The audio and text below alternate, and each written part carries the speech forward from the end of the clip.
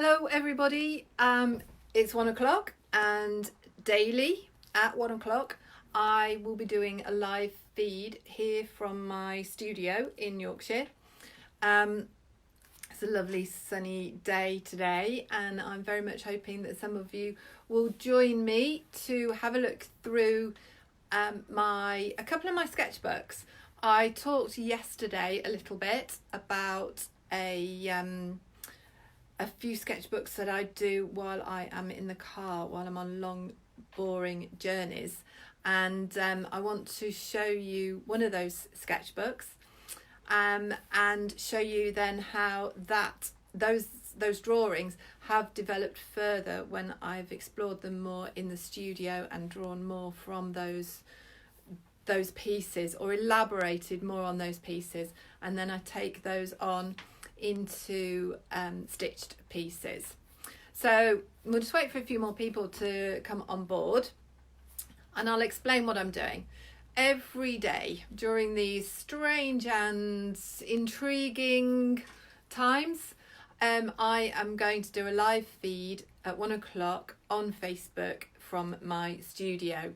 I was doing one at 12:30 on Instagram as well, but to be honest, saying the similar kind of thing twice is a bit strange, so I'm just going to stick it on Facebook and stick with that instead. I can also share it from Facebook much more easily, so I will share this video in the Exploring Textiles group that I've set up. So if you're really interested in textiles and you want to keep inspired while you're at home, while you're maybe self-isolating but definitely staying away, we're doing this physical distancing thing. We shouldn't necessarily be socially distancing, and I want to ensure that all the students and followers of my work, we all stay connected during these next few weeks, months, however long it happens to be.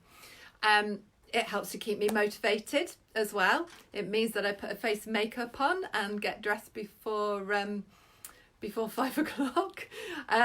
So every day I'm going to be talking about and showing you something different.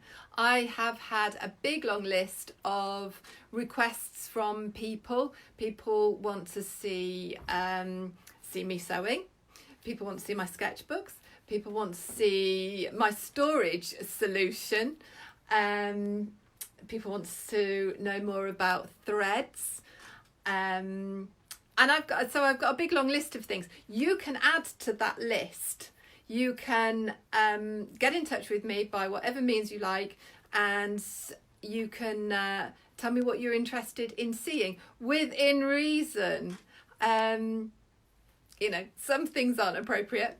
But I will tour you around the studio. If you missed yesterday, I did a virtual gallery tour and talked through my work that was on exhibition at Helmsley Arts Centre. You should be able to find on my Facebook page, you'll be able to find that video and look back through it. The reception wasn't great at Helmsley yesterday, but we are working on editing a new video that will come out shortly, and you'll be able to see all the work in detail and hear me talking about it as well, because James, one of the lovely volunteers at Helmsley, did some fantastic work yesterday free of charge, and he did loads of filming and loads of photography of my work. We all kept a respectful distance, everybody washed their hands, and I got back into the car and got back home and washed my hands really well and washed all my clothes when I got home.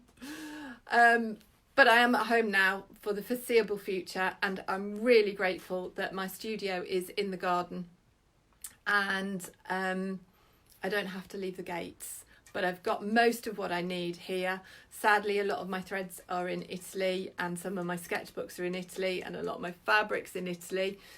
We have a house there because I was hoping to be there next week. So I'm kind of going to make do like everybody is. But for now, my prime purpose for being in front of you at the moment is to talk about some of the car sketchbooks that I have created over recent years. A lot of you know that I run a developing sketchbooks workshop, which is at the moment unlimited access. I've reduced the price dramatically. I also have a silkscreen printing workshop, which I've made unlimited access. Both of those you can start now. Both of them I brought the price right down as well, to make things a little bit easier for everybody. So I have to just switch this round, maneuver there we go, maneuver the camera so that you can see. This sketchbook here, just wobbling a little bit. This sketchbook here is my first car sketchbook, I believe. Look, they've even put the date on it. How good was that? Towards Mannheim. So we were coming back from Italy in October 2017. And when you're travelling at speed in the front of a car, obviously I'm not driving, Mark's driving, but when I'm travelling at speed, you have a few seconds to put down vital information from whatever is in front of you. Can I just say, this is the first time that anybody else has seen this sketchbook, I think. I was actually going to take it to the NEC, so I had got it in my head that I would be sharing it with people. But it is still quite strange, I have to admit. So you don't get very long to put down vital information. You have to decide what is key information for you, and you have to decide that in a split second. So you have no room for fiddling around. Here I've obviously gone back in and I've added blocks of tone because they were kind of relevant. So there's always this road, obviously. You're on a road trip. There is a road. You're going somewhere. You can't quite tell where. You might be going around a bit of a corner. There's trees, there's mountains. You only get the rough outline of each one. You can't put in detail. And those people who know my work and have followed my work over the years, you know that my work is pretty abstract and doesn't necessarily involve a lot of illustrative detail. And I guess this therefore suits me pretty well. I have no time to put in fiddly bits of detail. However, I am making judgment calls second by second on which bits are important to me, which bits are my details, and everybody will do this differently. Everybody will have a different opinion on which bit is important and where that should be placed. Everybody will see it in a different way. And you can see as I've worked from one page to the next, I've got marks casting over from the graphite as I've pressed from one page to the other. I kind of quite like that. It's accidental stuff that you can't control, but it's incidental marking that adds to a composition. And for me, I like to keep it there. I like to use it later on, and I can make judgment calls about whether that's something that I want to keep. I've got weightier lines, heavy lines, and I can literally, I'm only using one or two different types of graphite implements. I say implements, sometimes a graphite stick, sometimes a pencil, but I might have a softer pencil for lines like this, maybe a harder pencil. But when you're working so quickly, you can't keep looking to select a different tool. You have to just grab and use what's in your hand. So ideally, it's better to just use one drawing implement and change the weight and change the pressure of your hand down on the page. So you release the pressure for lighter lines, press down really hard for heavier lines like these. And I like all this. I like the shadows that have been cast from one page to the next. They add something, and it's very accidental. It's very unknown. It's a lovely surprise. I always love to have a surprise in my work. If I didn't have those surprises, I would be incredibly bored. And again, you know, those people who've heard me talk in groups and things like that, you'll know that there are, if I just don't do anything twice. There's no point. There's no point in doing the same thing twice, because I'm not learning anything. I would get so incredibly bored and frustrated repeating anything. I like to move things on. I did focus on a piece that was inspired by this drawing yesterday, and I'll look that out. I've still got all the work in the back of the van, so I'll look it out, and I can show you how this moved into the stitch piece. So here I've moved into using, I realised I needed something much heavier and quicker, so I've moved into using oil bar in the car, which I don't advise. It's just really messy indeed. So hi Marissa, hi Maggie, hi Annette, hi Leslie, thank you for being with me. Yeah, oil bar, it's cleaner obviously than oil, but still messy in a car, not ideal, very hard to clean yourself up afterwards. But it gave me another extension to the mark making that I was making, so I can get much heavier lines and much finer lines. Possibly a bit of my sandwich there as well, I don't know. No, it's a bit of oil. So with an oil bar, I've got big thick heavy lines, and then graphite pencil, something much finer as well. Bit of white oils come in here too, and that makes it really murky, and it's something that I can push around, usually with my thumb, moving it about. So I'm getting quite physically involved in the drawing then. I have to be very physically involved in any process that I'm doing. So I have to feel quite tired afterwards. I don't know if that quite makes sense to some people, but it's really important to me that I am giving everything 110%. It's just the way I am. Mum and Dad brought me up that way, I guess. I think we're getting further north here in these pieces, more towards Holland. Everything's looking a little bit flatter.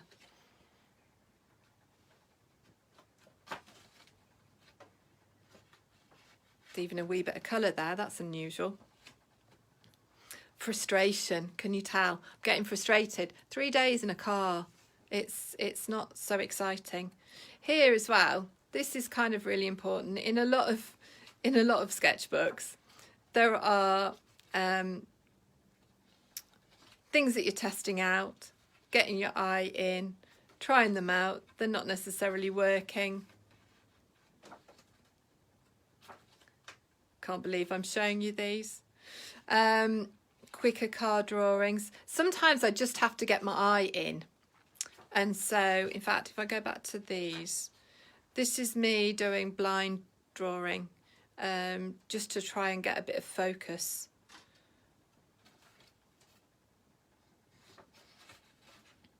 And then there's always lists and notes. Here I'm doing some sort of planning of a studio, probably.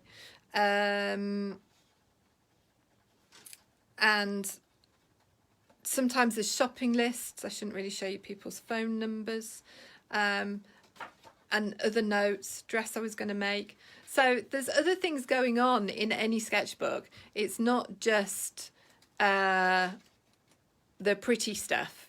It's all sorts of other bits and pieces too. It's a functional document. That's how it should be, in my opinion, anyway. You should be able to utilise this. It's not a coffee table book. It's a book that helps you get through to the next stage in your work. And for me, the next stage was this book. So let's flick back. This was one that I was showing you the other day, but let me flick back from here. So the extension to the first sketchbook is this one. This one I did en route as well, actually. Or some of it I did en route. Some of it I built up drawings back in the studio. And I do remember getting very messy on this one. But it has taken the work further forward. Or the imagery further forward. We were going a lot slower at this point, so it did give me a lot more time. We were going through Switzerland. And we were in the mountains, so moving a lot slower than on a motorway in Germany or Holland. And we were going south, so this was earlier in the, or maybe the following year, going back down to Italy. Hi Sue, thanks for joining. But again, dark, very heavy oil here, and it's not actually black. I don't like using harsh black if I can avoid it. It's kind of the nearest thing that I can get. Black does tend to completely deaden other colours, so it's a really dark charcoal. And those of you who are doing my sketchbooks workshop at the moment, developing sketchbooks, the online class, you'll know that I talk about trying to get rid of the scary white page, and you can see I do that too. Putting something on the page, and okay Leslie, see you later. Putting something on the page first gives me, it breaks the surface, it gives you a starting point, and it helps to get going. It helps you to messy the page up so that you don't feel afraid. Here I've really used my hands to kind of smear the media around. Again, with every piece there is this movement going through the road, showing the journey of where we're heading. This piece was, I don't remember from yesterday, you can go back and watch yesterday's video.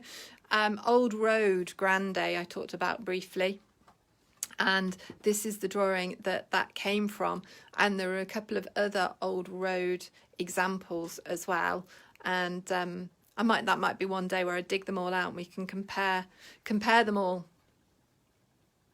But that was quite a different one. Let me go back to that. I couldn't understand, and I probably still can't fully understand what it is about this one, because it's got quite a flat block across here. All my other work until this point had gone to a vanishing point right in the middle. This one tucks you around a corner. It's quite an unknown destination, unlike a lot of my other pieces around this time. So it was quite flat here, but an awful lot of texture to get involved with, and an awful lot of mark making to get involved with. This was a cliff edge in Switzerland.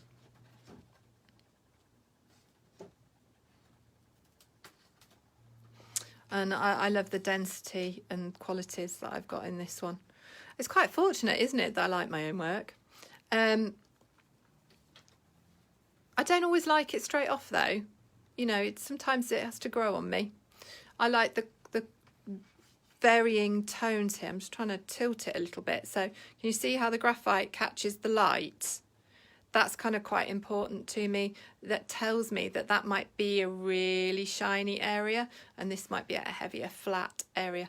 Okay, Nikki, watch later. I will share it on the Facebook page, and I will share this video in the Explore Textiles group. Anybody can join the Explore Textiles group if you're interested in textiles, though, not to be some sort of weird stalker. And on that, if you're in Explore Textiles, please post, comment, share, support. That's kind of what it's there for. Don't just be a voyeur.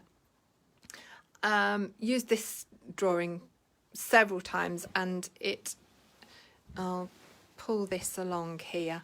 This was the piece that I was showing you a couple of days ago, and I was going to just show you the updates that I'd made to it. My sewing, although I'm free machining and I'm working at 1600 stitches a minute, it's labour intensive and slow. So it probably took me an hour to put these silvery sections on here. And the silvery sections, in my mind, are these slightly bluer smeared areas here. When I offered up all the different threads that I had, this silver thread kind of spoke to me as the right one to do the job here. I'll show you through the rest of this.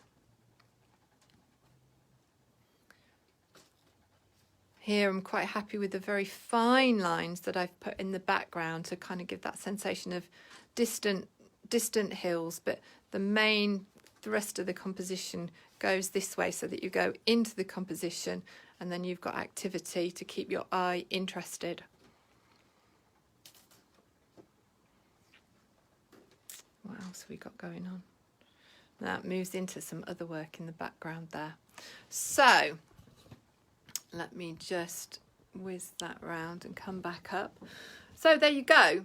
That is 2 of my sketchbooks of a lot of the monochromatic work and card drawings that I did really a couple of years ago. Some of them are a little bit sooner, a little bit more recent rather.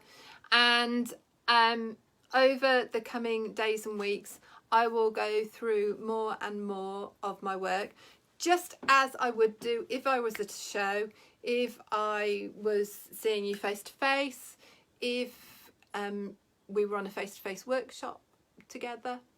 I'm going to try and keep things as normal as possible. Up until yesterday, my diary and my calendar was so empty. I went through on what day is today? Today's Saturday. I went through on Thursday afternoon and just had to delete all the things in my calendar that were being cancelled, and it just looked barren. It looked like a real desert, but gradually things are going back in there. So I have an Italian lesson online, that's in there each week. I have a yoga lesson online, that's in there. My Pilates lesson is in there. My my daily feeds with you at 1 o'clock every day on Facebook, that's in there. So rather than it being a desert, rather than me feeling isolated, rather than me being worried about what to do or being worrying about the future, I've actually got things in my calendar every day and I get a little alert from my phone that says just do this thing, and I have a bit more structure to my day than the way it appeared last week, because as everything was getting cancelled and as I was having to cancel all my workshops and all my plans for the year, it was quite difficult and devastating. However, it needn't be, and so my aim is to keep on turning that around and to keep on talking to you, and I hope that you keep on responding to me, and I hope that you join Explore Textiles, the Facebook group where you can get involved. I hope that you consider looking at the online workshops that I have. I will test out a few platforms to do interactive live workshops, like through Skype or something like that. I'm still working on that one. Give me some time. I'm in the process of selling the house at the moment. So my lovely studio, I'm just going to soak it up while I can. It's not the best time in the world to be selling the house, but we've got 2 viewings tomorrow, so keep fingers crossed for me. I have been scrubbing and cleaning and polishing that house so it's the best it possibly can be. Just gonna cross everything. That's it for today. Maybe I might just check in tomorrow, see how the day goes. It's Mothering Sunday. I'm gonna have a chat with my mum. I'm gonna go out for a nice big walk on the hills and do the house viewings. So maybe you'll see me tomorrow, but I was going to try and have Sundays off so that weekends actually happen. You know, when you don't have structure in the week, what's a weekend, what's a weekday? And actually Mark's still working. He works from home anyway. So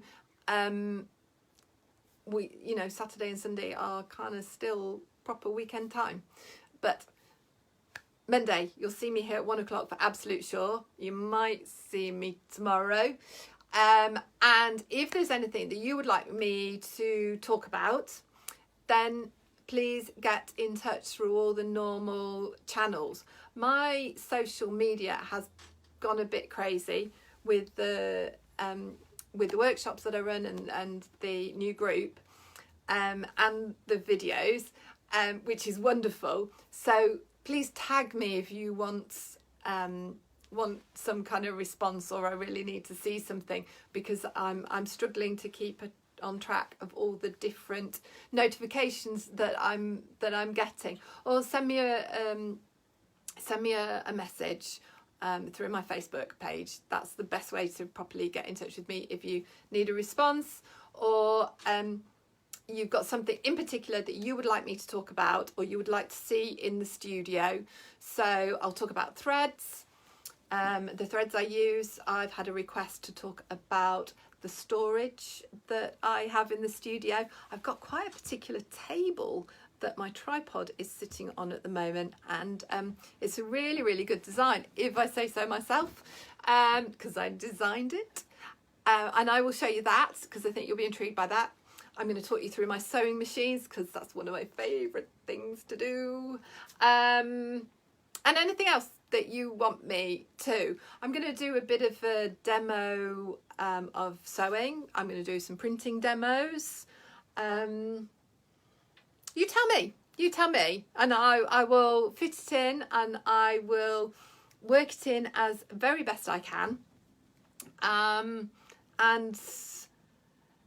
obviously textile orientated, please, unless it's kind of appropriate. So yes, tell me, and we'll stay connected, we'll support one another. And please share this video. I'm going to share it on my Facebook page so that you will be able to share it with your friends, with any groups that you're involved with, and we can bring more people to the party. While you're having your lunch at 1 o'clock every day, you can have a listen to me rambling away, and hopefully the gathering of people will grow and grow as the weeks progress. So please visit my website to find out a little bit more about some of the things that I do, and join me again on Monday, 1 o'clock here.